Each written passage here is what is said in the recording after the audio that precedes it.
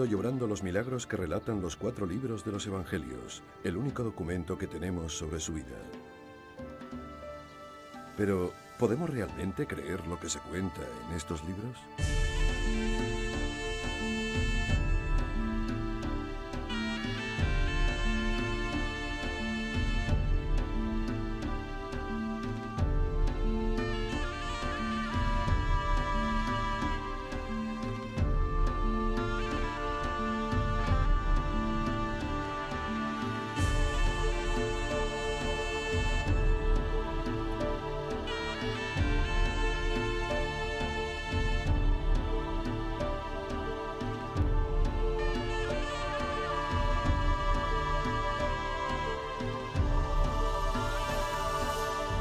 Testigos de Jesús.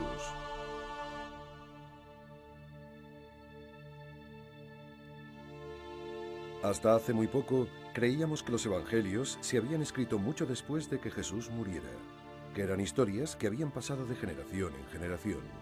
Como mucho, una recopilación de recuerdos lejanos.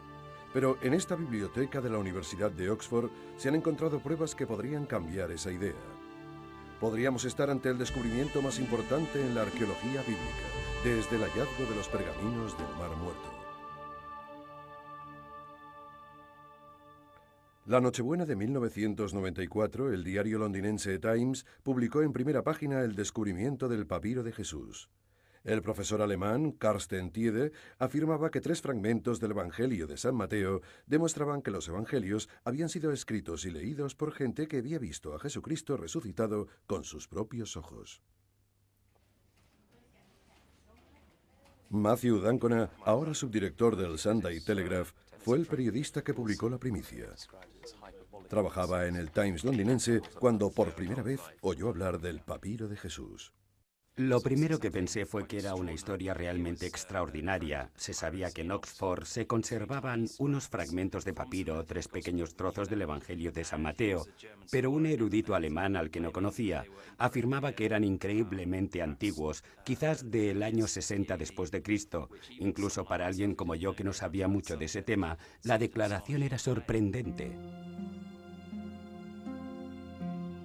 Hasta ahora, la única prueba física sobre el periodo en el que se redactaron los evangelios era un pequeño fragmento del Evangelio de San Juan. Databa del año 125 después de Cristo, casi 100 años después de la muerte de Jesús. Todos los testigos de los acontecimientos que marcaron su vida habrían desaparecido mucho antes. Según Thiede, el papiro de Jesús ofrece nuevas pruebas arqueológicas de que los evangelios se escribieron mucho antes, a partir del testimonio de los testigos, siendo el primer punto de contacto entre los evangelios escritos y la vida de Jesucristo. Estos 3 pequeños fragmentos, que juntos no son más grandes que una tarjeta de crédito, no son una reliquia espectacular. En ambos lados pueden leerse trozos del capítulo 26 del Evangelio según San Mateo. En total, son 6 frases en griego. En cada fragmento se pueden leer algunas palabras que pertenecen a los versos que cuentan los últimos días de la vida de Jesús.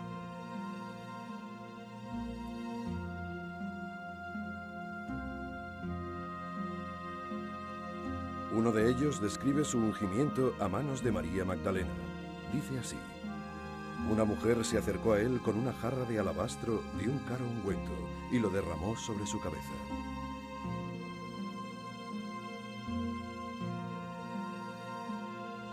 En otro trozo se describe la traición de Judas. El hombre llamado Judas Iscariote fue a ver al sumo sacerdote y le dijo: ¿qué me darías si te lo entregara?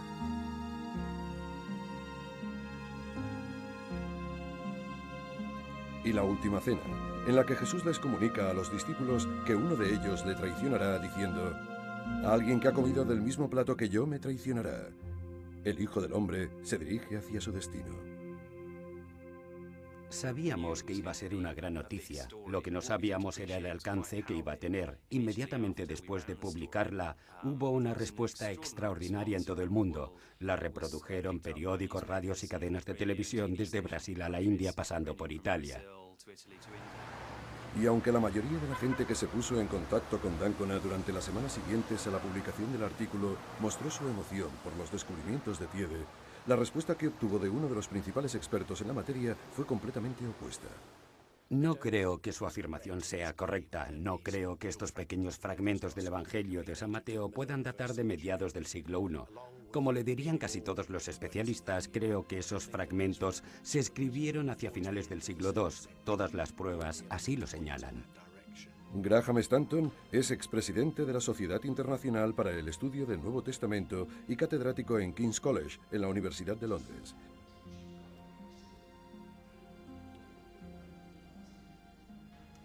Pese a ser uno de los principales detractores de la afirmación de Tiede, aprecia su atractivo. Estas afirmaciones sugieren que los evangelios podrían ser más antiguos y quizás más fiables de lo que se suponía. Yo no comparto esa opinión. D'Ancona comprendió que el descubrimiento de Tiede había desatado la polémica. Antes de inclinarse por la nueva teoría que Tiede afirmaba haber demostrado, D'Ancona tenía otro misterio por resolver. ¿Por qué un erudito alemán había mostrado tal interés por unos fragmentos de un documento griego archivado en Oxford?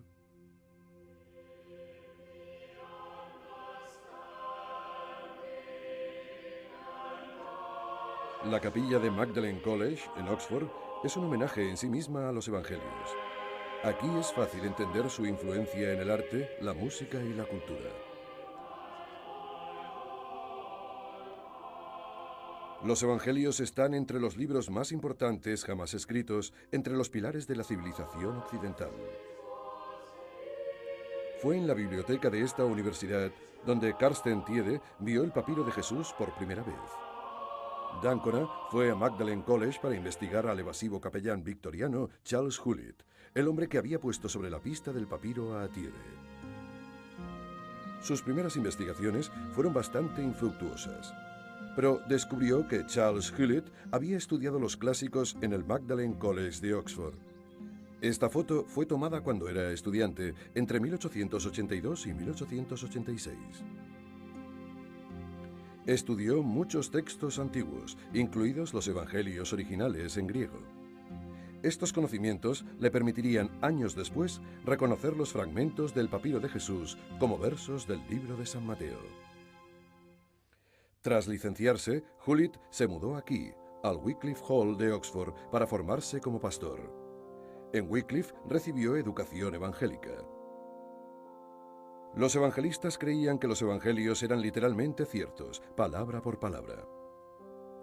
Hulett se licenciaría con una sólida fe en las enseñanzas evangélicas y con el deseo de extender las buenas nuevas de los evangelios. Tras licenciarse, Hulett recorrió miles de kilómetros para predicar la palabra de Dios en Egipto. Matthew D'Ancona siguió sus huellas hasta Luxor, donde Hulett viajó para atender las necesidades religiosas de los turistas occidentales. Muchos de ellos seguían esta guía turística esperando ver los templos y las tumbas acabados de excavar. De esta manera arrancaba la edad del turismo masivo. El emprendedor Thomas Cook abría Egipto a los viajeros de todo el mundo. Por primera vez, Cook ofrecía a ciudadanos normales y corrientes la posibilidad de disfrutar de la emoción de viajar a lugares exóticos. La mayoría de la gente llegaba para ver los grandes templos y las pirámides y fotografiarse ante ellos, así como el resto de monumentos antiguos situados junto al Nilo. Era un buen negocio. En 1898, Egipto acogió a 50.000 visitantes. Cuando uno se acerca a Luxor, le resulta fácil imaginar la emoción que debió sentir Hulett al ver esos grandes monumentos por primera vez. La repentina seguridad de que el largo viaje a través de un continente hasta el norte de África había valido la pena. Con el cambio de siglo, los vapores de Thomas Cook empezaron a tomar tierra aquí, como siguen haciendo hoy en día. La mayoría de estos turistas se alojaban en el Hotel Luxor, también construido por Cook y uno de los pocos hoteles de la ciudad en esa época. Hoy en día el hotel es un lugar bastante oscuro y triste. Gran parte de su antigua fastuosidad ha desaparecido.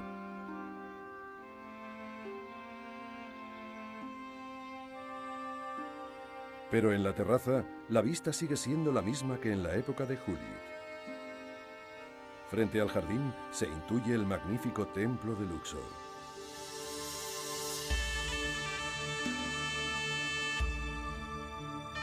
El faraón Amenhotep II inició la construcción de este majestuoso templo 1400 años antes del nacimiento de Jesús. D'Ancona descubrió que el templo era uno de los lugares favoritos de Hulit. Lo visitaba muy a menudo, maravillado por la enorme dimensión de los monumentos de una civilización tan antigua. Pero lo que más le fascinaba, más incluso que el trabajo de los antiguos egipcios, eran las modestas huellas dejadas por los primeros cristianos que llegaron aquí más de 1000 años después.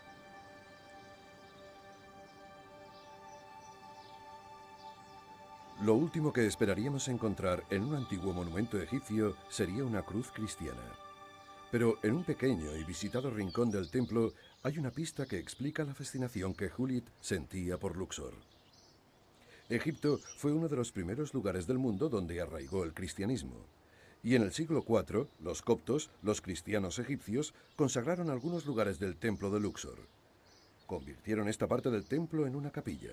Las imágenes paganas que le rodeaban le resultaban ofensivas. Taparon los viejos relieves egipcios y pintaron y esculpieron sus propias imágenes sagradas, más acordes con sus creencias. D'Ancona descubrió que Hulit estaba fascinado por este vandalismo cristiano, pero no encontró señales que indicaran que Hulit hubiera encontrado los fragmentos del papiro en el templo. D'Ancona continuó tras la pista del papiro y del propio Hulit en la ciudad que le sedujo 100 años atrás. Viajó en carro de caballos como Hulit debió de hacer en su día. Y mientras pasaba por la cara occidental del templo, magnífica a la luz de la tarde, D'Ancona se dio cuenta que el hospital donde Hulit trabajaba como capellán estaba solo a un pequeño paseo. Aunque sigue abierto, supuso que sería muy difícil encontrar pruebas de su paso. Pero todo trabajo valdría la pena si pudiese demostrar que fue en Luxor donde Hulit encontró los frágiles fragmentos del papiro de Jesús.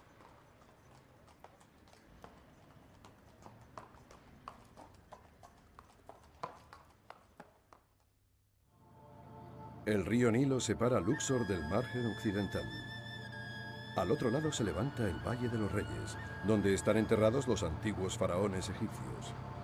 Hulit debió de hacer este viaje a través del Nilo muchas veces.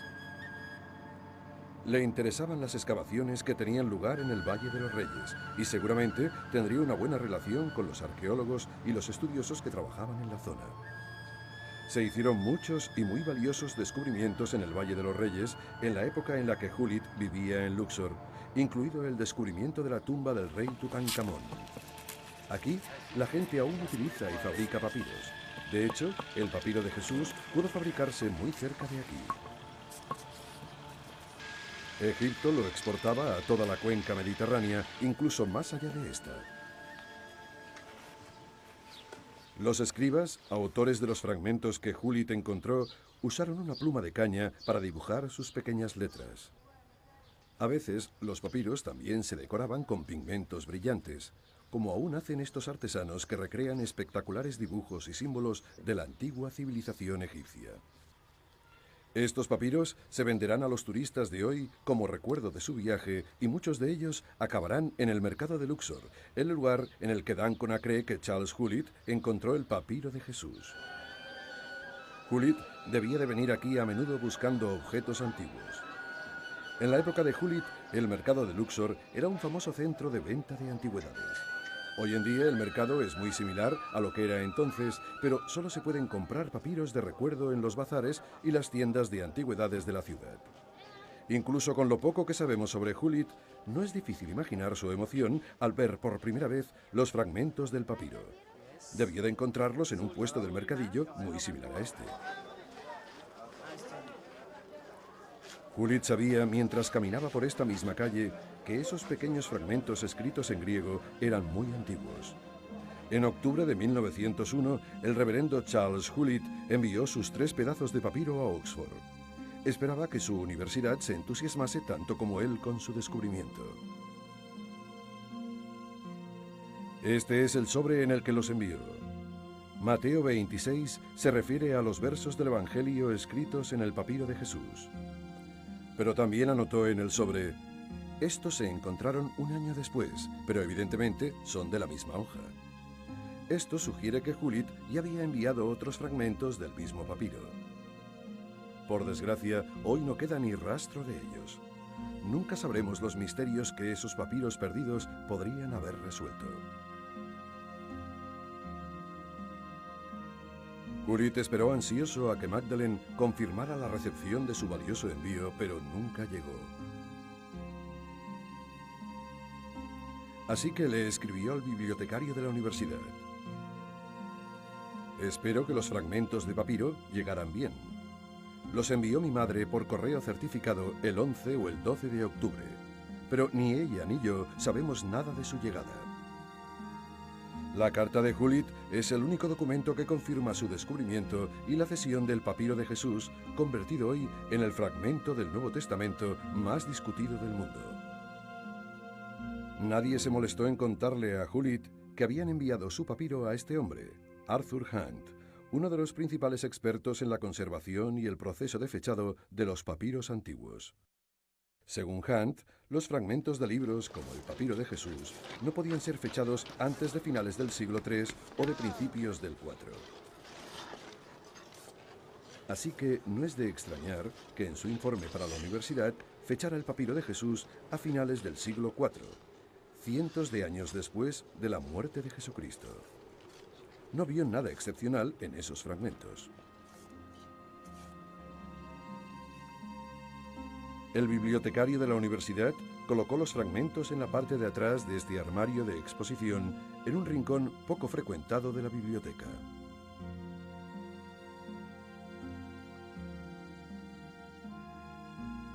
En cuanto a Judith, su etapa como pastor en Luxor llegó a su fin.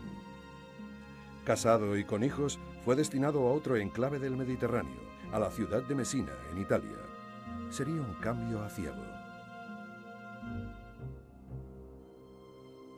El 28 de diciembre de 1908, Mesina quedó devastada por el terremoto más destructivo sufrido jamás en el mundo occidental.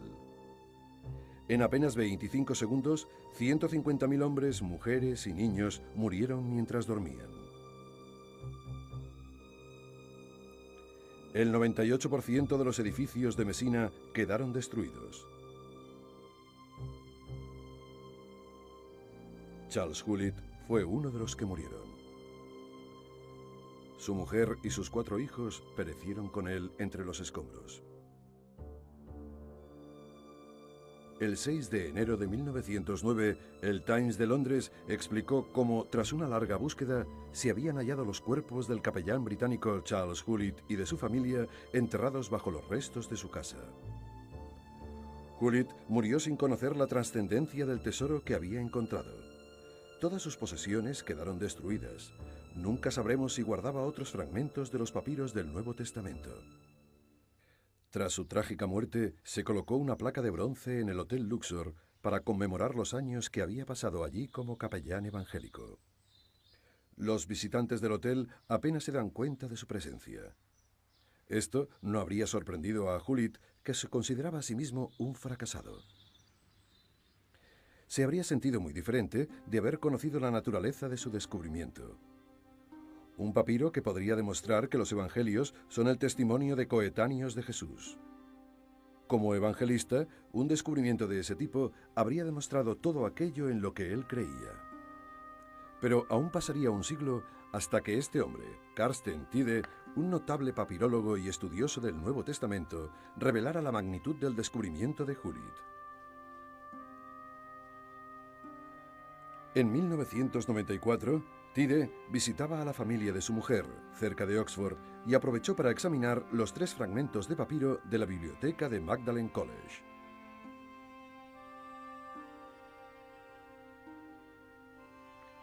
Había leído informes de otros papirólogos y había visto copias de los fragmentos, pero era la primera vez que tenía la oportunidad de ver los originales.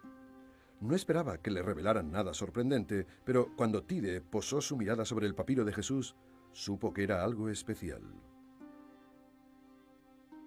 La experiencia de Tide le dijo que esos fragmentos del Evangelio podían ser los más antiguos jamás encontrados. Partes de un manuscrito tan antiguo que podría haber sido escrito por la misma gente que habría vivido y visto con sus propios ojos los dramáticos acontecimientos de la vida de Jesucristo. Las implicaciones del descubrimiento de Tyde son trascendentales. De tener razón, cambiaría por completo la manera de leer e interpretar los evangelios.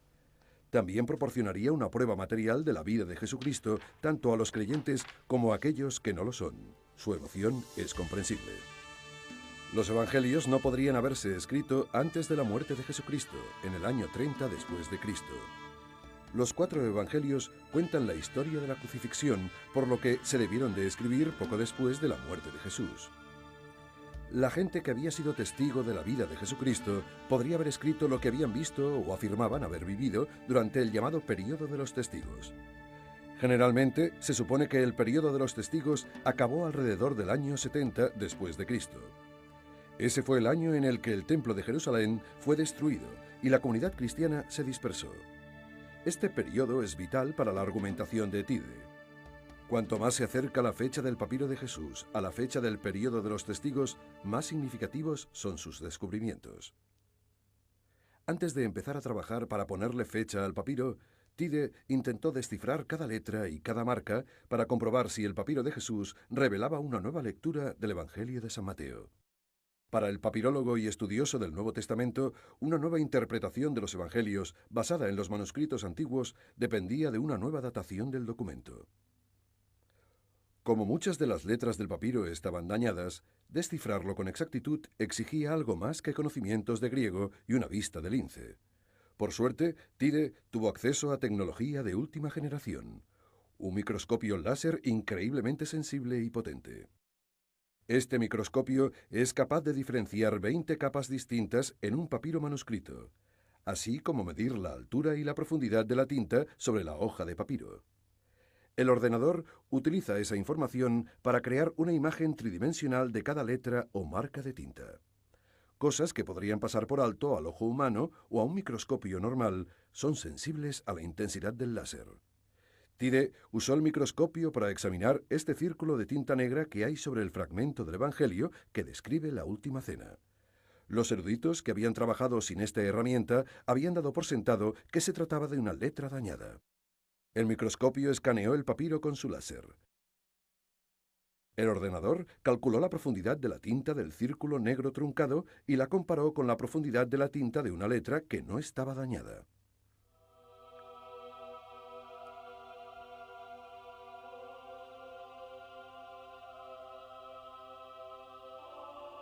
La investigación de Tyde demuestra que en realidad es una gota de tinta que el escriba dejó a propósito en el papiro.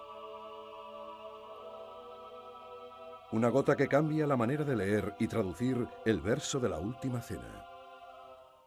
Creíamos que los discípulos hablaban uno tras otro, después de la dramática predicción de Jesucristo, de que uno de ellos le traicionaría.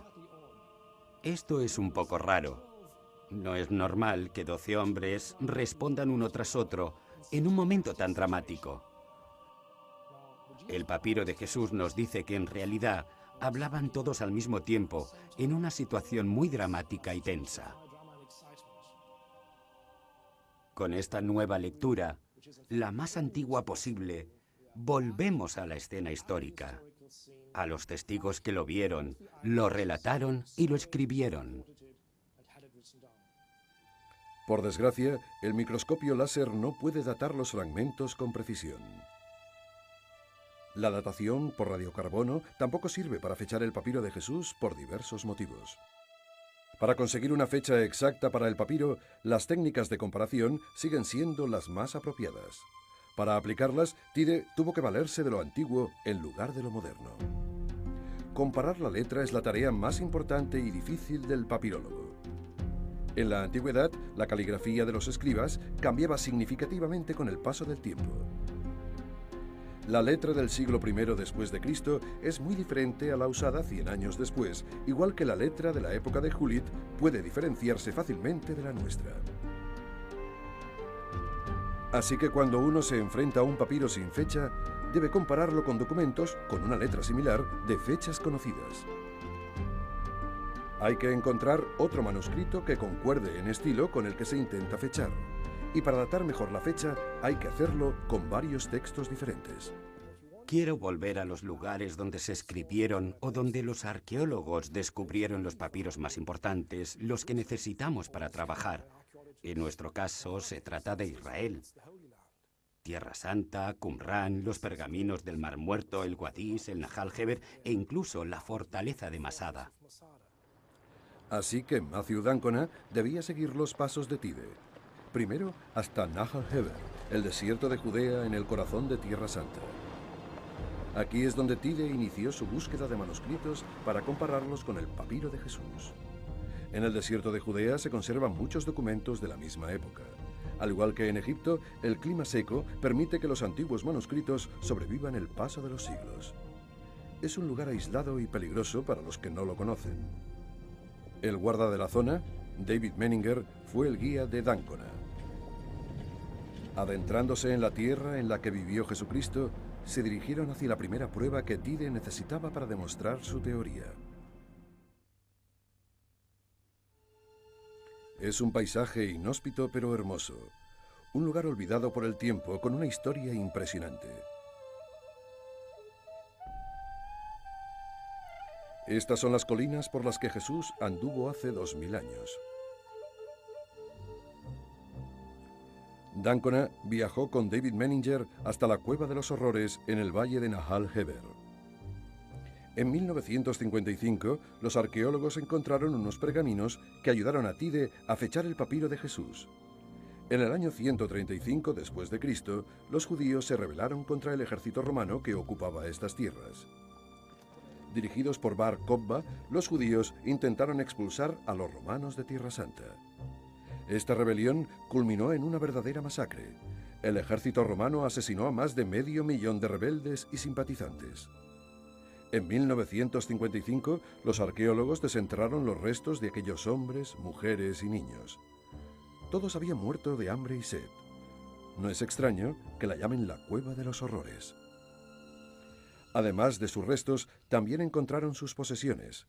Y aún más importante para Tide, encontraron numerosos manuscritos. Descubrió que la letra de uno de esos pergaminos tenía muchas similitudes con el papiro de Jesús. Primero, descubrió que su aspecto general era parecido.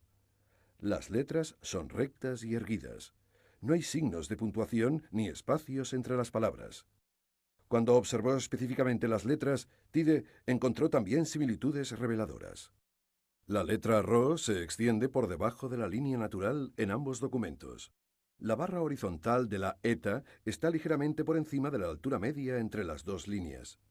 Estos rasgos son muy poco comunes y prueban que los escribas que produjeron ambos documentos vivieron durante la misma época. Cuando Tide encontró el papiro de Jesús, todo el mundo situaba su fecha de creación alrededor del año 300 después de Cristo. Sus trabajos demuestran las similitudes con el pergamino encontrado en la Cueva de los Horrores. Y como este pergamino no pudo escribirse después del año 135 después de Cristo, debemos fijar una nueva fecha para el papiro de Jesús. Había dado un importante salto en el tiempo, pero a Tide aún le sobraban 70 años para demostrar que el papiro de Jesús encajaba en el período de los testigos.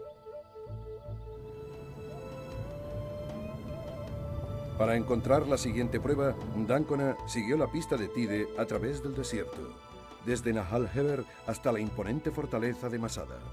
En el año 66 después de Cristo, los nacionalistas judíos, conocidos como celotes, arrebataron Masada a los romanos. La captura de la fortaleza fue parte de una serie de intentos de echar al ejército romano de Tierra Santa. Decididos a terminar con el alzamiento judío, 15.000 soldados romanos sitiaron Masada desde los campos de la base de la montaña. La noche anterior al asalto final, en el año 73 después de Cristo, los celotes decidieron suicidarse antes de permitir que los romanos los capturaran vivos.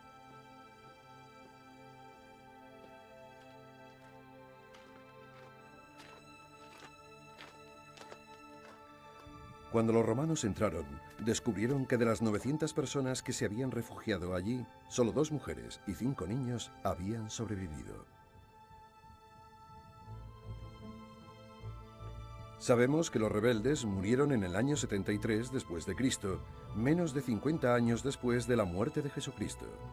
Así que es posible que algunos de sus hombres y mujeres más mayores fueran testigos de la actividad de Jesús en Galilea, al norte de Masada, e incluso de su crucifixión.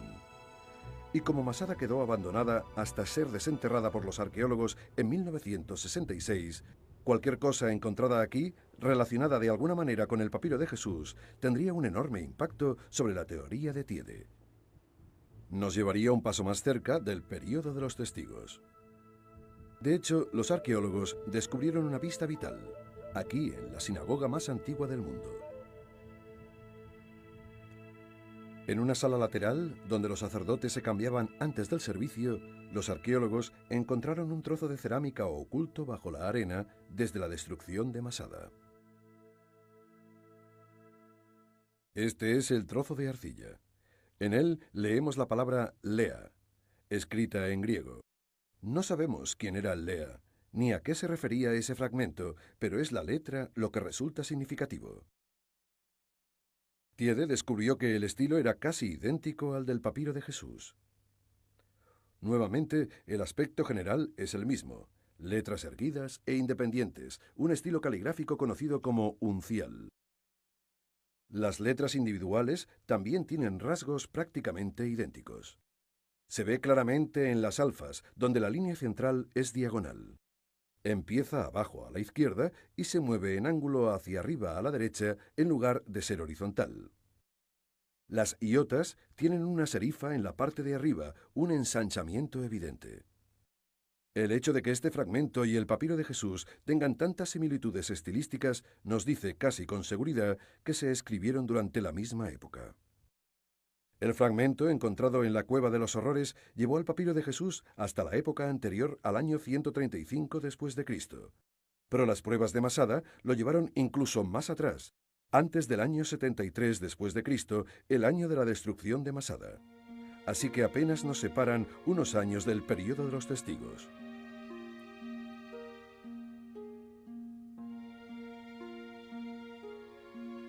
Para ayudarnos a dar el siguiente paso, Tiede debía ver los pergaminos antiguos más famosos, los rollos del Mar Muerto.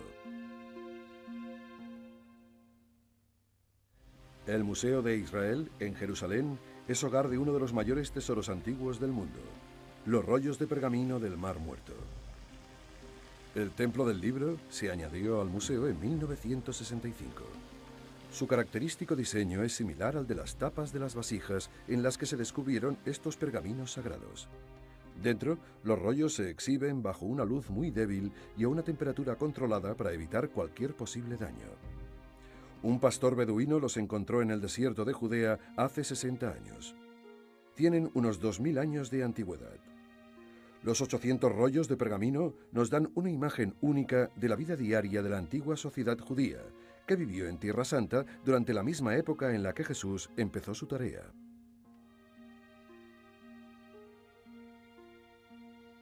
Cuentan extraordinarias historias sobre su vida diaria, sus leyes o sus creencias. Aunque la mayoría de los pergaminos se encontraron en fragmentos que hubo que volver a unir, también se hallaron algunos manuscritos de cuero prácticamente intactos.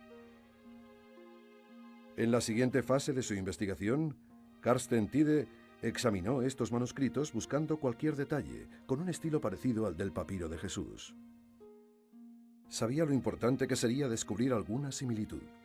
Los pergaminos se encontraron a 150 kilómetros de Jerusalén, en Qumran, a orillas del Mar Muerto. Qumran fue el hogar de una antigua sociedad judía conocida como los esenos. Nuevamente, seguir los pasos de la investigación de Tiede llevaba a Dáncona hasta el lugar de una antigua masacre.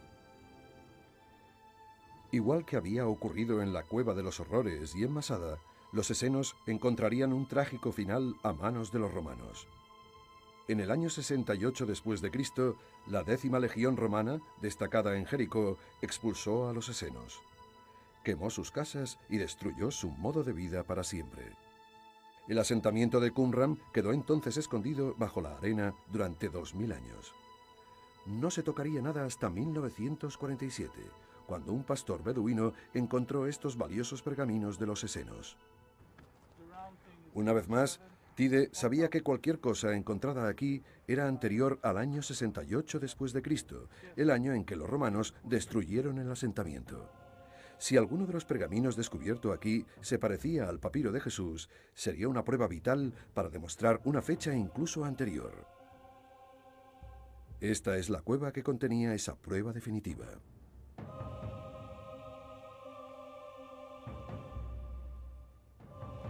Conocida como Cueva 4, en ella se encontraron 15.000 fragmentos que se unieron para formar 530 pergaminos.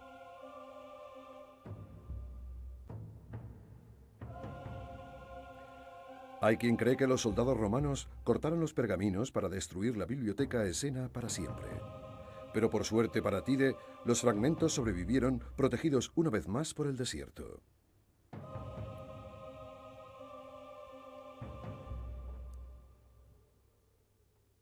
Entre esos 15.000 fragmentos, Tide encontró este manuscrito del libro del Levítico. Al tratarse de un libro del Antiguo Testamento, habría formado parte de la biblioteca esena. El estilo de escritura del fragmento del Levítico es prácticamente idéntico al del papiro de Jesús, y como todos los pergaminos del Mar Muerto, es anterior al año 68 después de Cristo. El aspecto general es el mismo. En ambos textos, las letras están escritas de un modo uniforme. Los trazos horizontales y verticales tienen el mismo grosor. Nuevamente, las letras individuales comparten gran cantidad de similitudes. Las Y llegan más abajo de la línea inferior en ambos fragmentos. Como en la cerámica aldea encontrada en Masada, las alfas comparten el mismo rasgo particular en el que el trazo es diagonal en lugar de ser horizontal. Por primera vez, Tide había conseguido fechar el papiro de Jesús antes del año 70 después de Cristo. Es un logro importante. Nos lleva al período de los testigos, aunque sea por muy poco.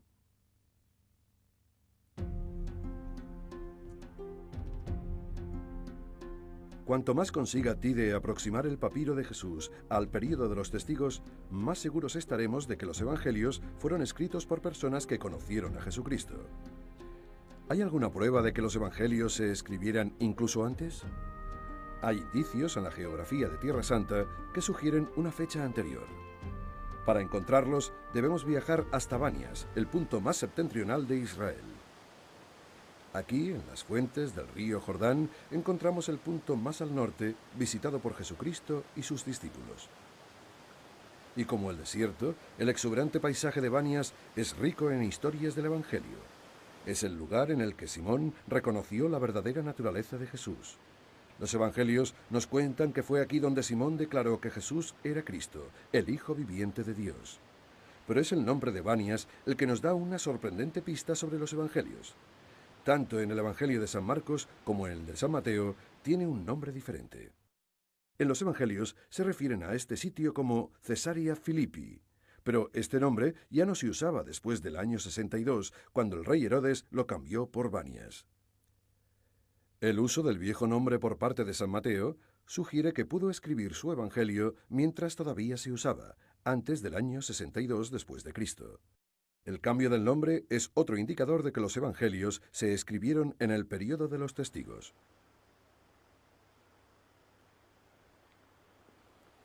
En lo alto del río se alza la antigua ciudad de Banias. Herodes mandó construirla en honor al dios pagano Pan. Aquí, Jesús bautizó a Simón como Pedro, después de que Simón le declarara hijo de Dios.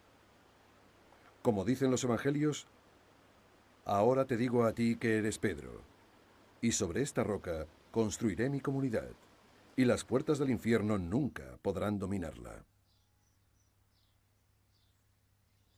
Y es en esta cueva, aquí, en el templo pagano, donde habrían estado las puertas a las que Jesús se refería como las puertas del infierno. Las palabras del Evangelio parecen describir lo que hoy en día podemos ver con nuestros propios ojos. Para retrasar aún más la fecha de redacción de los Evangelios, Tide regresó al desierto a Qumran y a los pergaminos del Mar Muerto. Aquí, en la destruida Cueva 7, los arqueólogos habían encontrado otro diminuto pedazo de pergamino que Tide creía que podría aproximarle todavía más al período de los testigos. Este pequeño fragmento con letras griegas no es más grande que un sello de correos. La investigación de Tide ha demostrado que es otro pedazo del Evangelio cristiano. Esta vez aparecen algunas palabras del capítulo 6 del Evangelio de San Marcos. Hay quien discute que el fragmento pertenezca realmente al Evangelio de San Marcos, pero las pruebas de Tide son convincentes.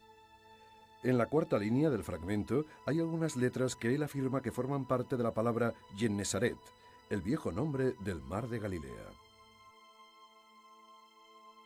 Esa palabra no puede encontrarse en ningún otro lugar de la Biblia. Solo aparece en el Evangelio de San Marcos. Tide encontró más pruebas de que el fragmento pertenecía al Evangelio de San Marcos en Jerusalén. Matthew d'Ancona siguió la investigación de Tide sobre el fragmento de San Marcos hasta aquí, el Museo John Rockefeller, donde se guardan incontables y valiosos objetos procedentes de Tierra Santa. Joe Thias, encargado del museo, le explicó a d'Ancona cómo había ayudado a Tide a estudiar los numerosísimos objetos almacenados en el sótano del museo.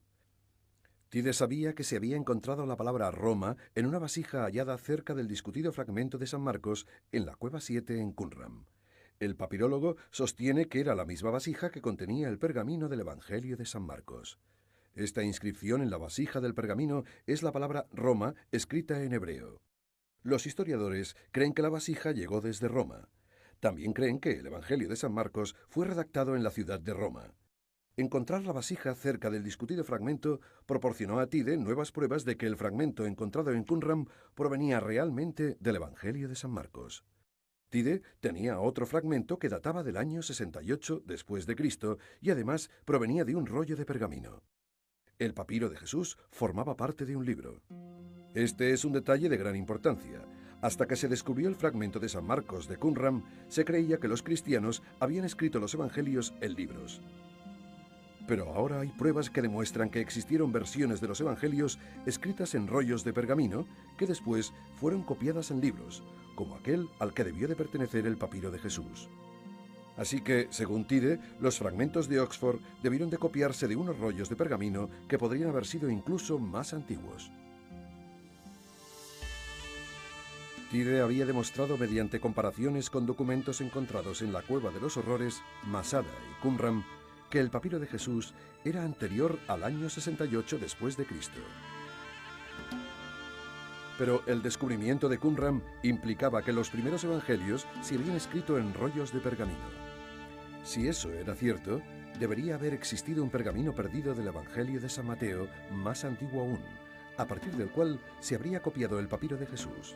De una manera casi concluyente, Tide fechaba la redacción de los evangelios solo 20 años después de la muerte de Jesús.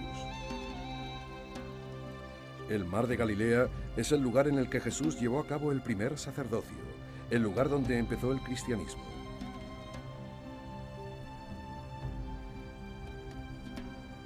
Para Tide, el paisaje de esta zona es muy importante. Si los evangelios deben tratarse como relatos históricos, el paisaje debería reflejar los acontecimientos y las imágenes que describen. Aquí, en Galilea, las tesis académicas de Tide cobran vida. El complejo trabajo de un erudito se vuelve relevante para todos los interesados en los evangelios. Para d'Ancona, aquí era donde la teoría de Tide iba a tomar forma. Este lago tiene un papel central en muchas de las historias más importantes de los evangelios. Aquí es donde se dice que Jesús calmó la tormenta que amenazaba las vidas de los discípulos mientras cruzaban el lago en barco. Quedaron tan sorprendidos que dijeron: ¿qué clase de hombre es este a quien obedecen incluso los vientos y el mar? En una colina por encima del lago se halla el Monte de las Beatitudes. Es el lugar en el que se dice que Jesús pronunció el Sermón de la Montaña. Ese sermón expuso las creencias de Jesús y sustentó la base ética de la fe cristiana. En el mundo grecorromano, la mayoría de los profesionales dominaban la taquigrafía. San Mateo, que cuando era Levi Mateo había sido oficial de las aduanas, seguramente tenía esa habilidad. Si los evangelios son testimonios reales, tal y como sugieren los hallazgos de Tide, no hay ningún motivo para dudar que Mateo u otro testigo se sentara con los discípulos en la colina y escribiera las palabras de Jesús mientras éste las pronunciaba. En Londres, el profesor Graham Stanton sigue sin estar convencido. Mi desacuerdo fundamental con Tide está relacionado con la interpretación de las pruebas papirológicas. Las objeciones de Stanton se basan en 2 puntos. Primero, cree que como los fragmentos del papiro de Jesús se encontraron en Egipto en el siglo XIX, las comparaciones de Tide deberían limitarse únicamente a documentos encontrados en Egipto. Los defensores de Tide apuntan que el papiro de Jesús podría haber sido llevado a Egipto desde Tierra Santa en cualquier momento desde que fue escrito. La segunda objeción de Stanton a la teoría de Tide es más seria, pero también más difícil de demostrar. Stanton cree que Tide ha exagerado el grado de similitudes entre el papiro de Jesús y los documentos que ha utilizado para demostrar su teoría. Pero aunque el profesor Stanton aceptara las investigaciones de Tide, eso no modificaría su juicio sobre la veracidad de los evangelios. Si los evangelios fueran relatos de los testigos de la época, las cosas no cambiarían mucho, porque todos sabemos que los testigos nunca se ponen de acuerdo y no siempre cuentan lo que vieron con exactitud. Pero si los evangelios no son relatos de testigos, ¿cómo explicamos los milagros que cuentan? Como muchos otros investigadores, no tengo ningún problema con los milagros de sanación. Jesús tenía un don para curar a la gente. Sin embargo, los llamados milagros naturales son un poco más problemáticos. La calma de la tormenta o el caminar sobre las aguas, de la misma manera que los milagros de alimentación.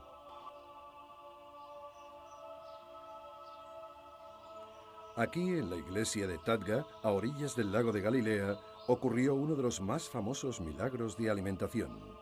Aquí es donde los evangelios dicen que Jesús alimentó a 5.000 personas con 5 panes y 2 peces. Se dice que esta roca es la roca en la que Jesús colocó los panes y los peces. La historia se conmemora en estos mosaicos del siglo V. Para Stanton, la historia de este milagro es más bien simbólica, que no puede interpretarse literalmente.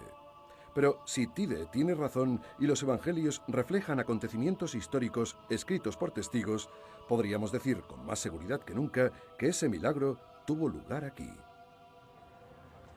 Jerusalén. Este es el lugar al que Jesús vino tras terminar su tarea en Galilea. Aquí Judas le traicionó y, por supuesto, aquí le crucificaron.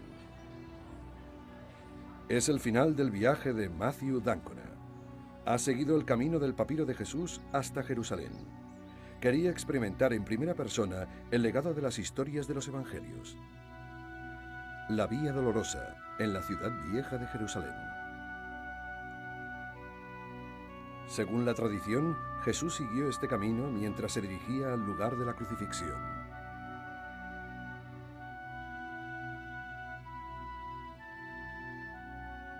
De acuerdo con la costumbre romana de la época, debía sufrir la vergüenza de caminar por la ciudad llevando la cruz a la espalda.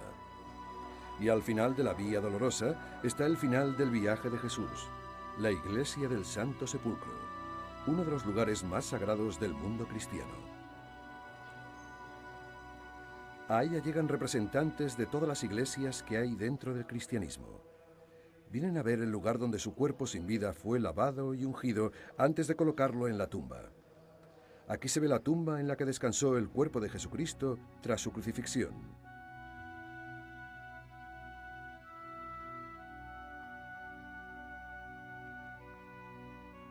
Los peregrinos esperan pacientemente para tocar la piedra bajo la que se dice que Jesús fue enterrado. Es conmovedor ver la profundidad de los sentimientos que inspira su muerte 2000 años después.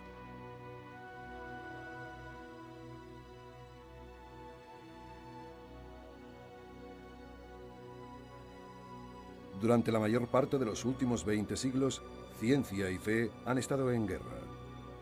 Pero en el trabajo de Carsten Tide, La ciencia se ha convertido en la compañera de la fe en lugar de ser su rival más feroz, animando a creer en lugar de crear dudas. Los evangelios quieren conseguir dos cosas: fortalecer la fe de los lectores, pero no con leyendas, no con noches llenas de historias divertidas o entretenidas, ni con tristes cuentos sobre la pasión del Señor, sino con hechos históricos. Así que los hechos históricos y el fortalecimiento de la fe de los creyentes no son términos incompatibles. De hecho, es algo que ya habían hecho otros historiadores de la antigüedad. Siempre había un mensaje, siempre había una tendencia, algo que la gente quería comunicar. Ningún científico puede afirmar que los evangelios sean literalmente ciertos palabra por palabra. Solo pueden opinar sobre su autenticidad. Y si los evangelios resultaran ser más auténticos de lo que algunos eruditos creían, el Jesús de la historia y el Cristo de la fe se unirían en una sola figura. Casi 100 años después de que el capellán Charles Hullit encontrara el papiro de Jesús, se ha revelado su auténtico significado. La historia y los evangelios se hallan ante nosotros iluminados por una nueva luz de comprensión.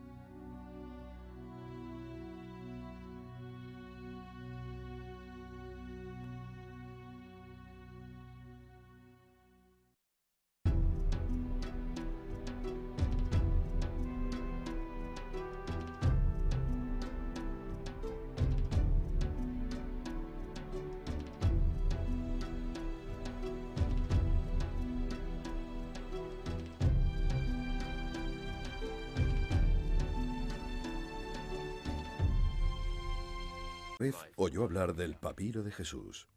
Lo primero que pensé fue que era una historia realmente extraordinaria. Se sabía que en Oxford se conservaban unos fragmentos de papiro, 3 pequeños trozos del Evangelio de San Mateo, pero un erudito alemán al que no conocía afirmaba que eran increíblemente antiguos, quizás del año 60 después de Cristo. Incluso para alguien como yo que no sabía mucho de ese tema, la declaración era sorprendente. Hasta ahora, la única prueba física sobre el periodo en el que se redactaron los evangelios era un pequeño fragmento del Evangelio de San Juan. Databa del año 125 después de Cristo, casi 100 años después de la muerte de Jesús. Todos los testigos de los acontecimientos que marcaron su vida habrían desaparecido mucho antes. Según Tide, el papiro de Jesús ofrece nuevas pruebas arqueológicas de que los evangelios se escribieron mucho antes, a partir del testimonio de los testigos, siendo el primer punto de contacto entre los evangelios escritos y la vida de Jesucristo. Estos 3 pequeños fragmentos, que juntos no son más grandes que una tarjeta de crédito, no son una reliquia espectacular. En ambos lados pueden leerse trozos del capítulo 26 del Evangelio según San Mateo. En total, son 6 frases en griego. En cada fragmento se pueden leer algunas palabras que pertenecen a los versos que cuentan los últimos días de la vida de Jesús.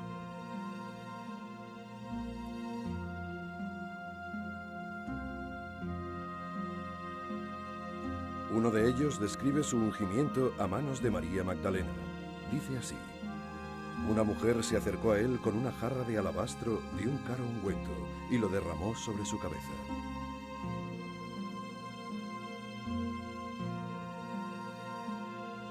En otro trozo se describe la traición de Judas. El hombre llamado Judas llorando los milagros que relatan los 4 libros de los Evangelios, el único documento que tenemos sobre su vida. Pero, ¿podemos realmente creer lo que se cuenta en estos libros?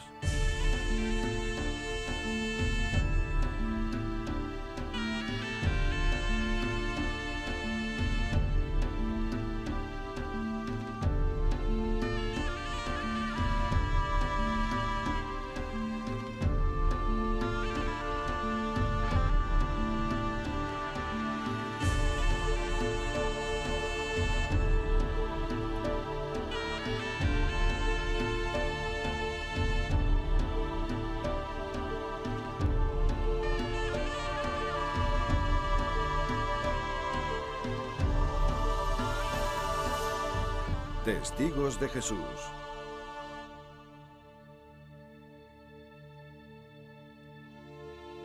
Hasta hace muy poco, Cras Iscariote fue a ver al sumo sacerdote y le dijo: ¿qué me darías si te lo entregara?